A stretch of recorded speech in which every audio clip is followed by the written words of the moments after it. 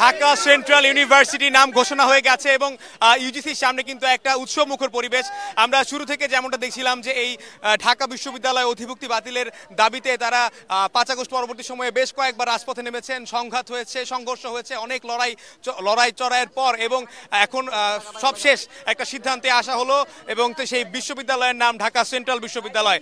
আপনারা দেখতে পাচ্ছেন যে এখানে 7 কলেজের শিক্ষার্থীরা আছেন। আমি যদি ভুল করে না থাকি 28 জনের একটি প্রতিনিধি দল এখানে আসে এবং সেই প্রতিনিধি দলের সাথে প্রায় 4 ঘন্টার মতো একটা বৈঠক হয়। ইউজিসি চেয়ারম্যান যিনি ছিলেন তিনি ছিলেন এবং সবাই কিন্তু সম্মিলিতভাবে এখন সিদ্ধান্তে এসে পৌঁছেছেন যে ঢাকা সেন্ট্রাল ইউনিভার্সিটি। আমি এখন এই যে যুদ্ধ সেন্ট্রাল বিশ্ববিদ্যালয় করার তার অন্যতম একজনের সঙ্গে কথা বলতে চাই। আব্দুর রহমান আছেন আমাদের সঙ্গে, একটু ছোট করে জানতে চাই যে আপনাদের এখন একটা বিজয়, আপনারা কি বলবেন?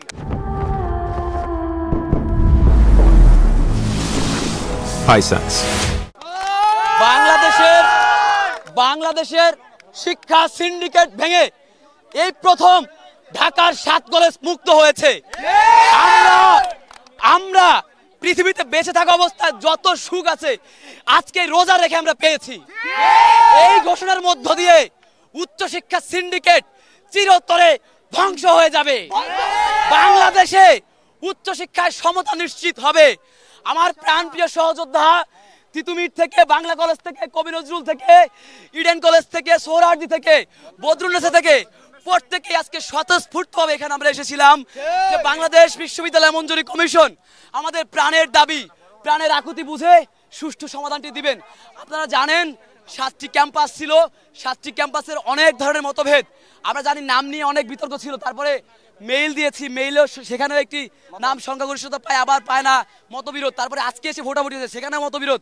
এরপরে বিশ্ববিদ্যালয় মঞ্জুরি কমিশনের সম্মানিত চেয়ারম্যান স্যার এবং সদস্য মহোদয় স্যারগণ তাদেরকে বলা হয়েছে, স্যার আপনারা সম্মতি করে যে পরিস্থিতিটা বুঝলেন, এরপরে সংখ্যাগরিষ্ঠতা যেটি পেয়েছে বা মতামতের ভিত্তিতে জনপ্রত্যাশা যেটি আছে সেই অনুযায়ী আপনারা সমাধান দিন।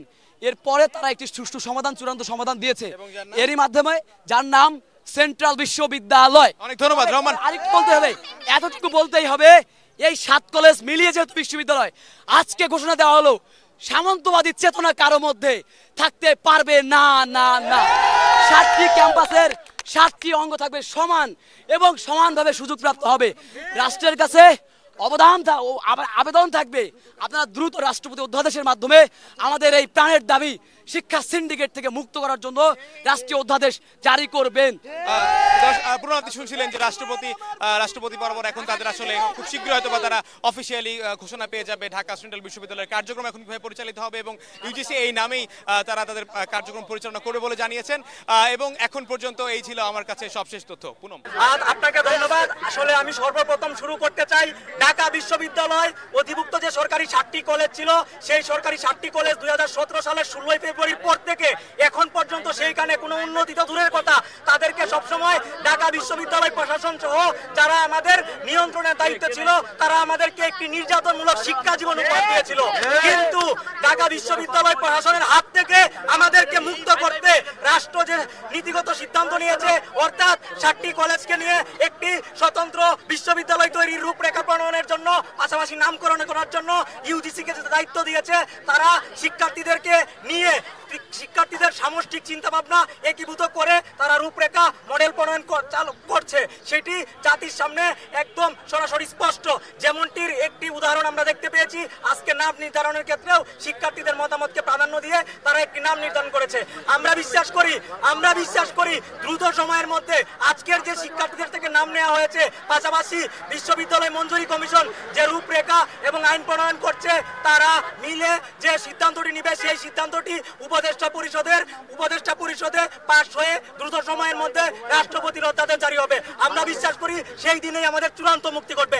আজকে থেকে 7 কলেজ একটি চাঁদার নিতে এসেছে। আজকে থেকে কোনো সিন্ডিকেট যদি 7 কলেজকে দাবায় রাখতে চায়, তাহলে 7 কলেজ ঢাকার 7টি প্রান্ত থেকে সেই সিন্ডিকেটকে ঘুরিয়ে দিবে। আপনারা তিতুমির নিয়ে একটা প্রশ্ন ছিল বারবার যে ওরা যখন 7 কলেজ নিয়ে আন্দোলন করে, আপনাদের একটা পক্ষ আবার তাদের বিশ্ববিদ্যালয়ের দাবিতে আন্দোলন পালন করে, এটা একটু ক্লিয়ার করবেন এখন।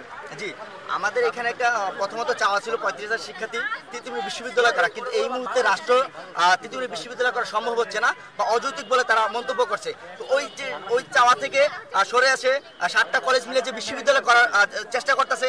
তো ম্যাক্সিমাম তিতুমির শিক্ষার্থীরা তারা আমাদের 7 কলেজ মিলে যে বিশ্ববিদ্যালয় করার একতাবদ্ধ হয়েছে, ওই একতাবদ্ধতায় তারা সমর্থিত দিচ্ছে। তারা এক জায়গায় এসে আমাদের 7 কলেজ মিলে বিশ্ববিদ্যালয় করার জন্য প্রস্তুত। আজকে আমরা কিন্তু 7 কলেজ মিলে যে বিশ্ববিদ্যালয়ের নামকরণ ঘোষণা হলো, এর মাধ্যমে 7টি কলেজের মাধ্যমে একটি পরিচয়, সেটা হলো ঢাকা সেন্ট্রাল ইউনিভার্সিটি। এর বাইরে আর কোনো পরিচয় নেই। আমরা কোনো কারোর দাসত্ব মানতে করতে চাই না,